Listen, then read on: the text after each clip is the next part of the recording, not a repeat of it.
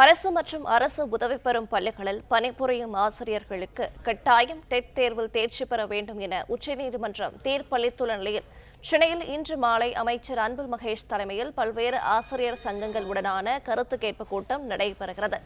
விவரங்களை தருகிறார் செய்தியாளர் பாண்டியராஜன். வணக்கம், விவரங்களை சொல்லலாம்.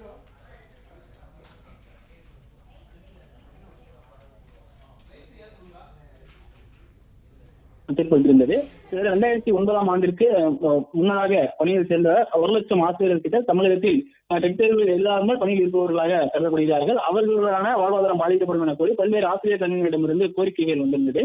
நேற்று தலைமைச் செயலகத்தில் தலைமைச் செயலாளர் முருகானந்தம் அவருடைய தலைமையில பள்ளிக்கல்வித்துறை செயலாளர் மற்றும் பள்ளிக்கல்வித்துறை அதிகாரிகளுடனான ஒரு ஆலோசனை கூட்டம் நடைபெற்றது.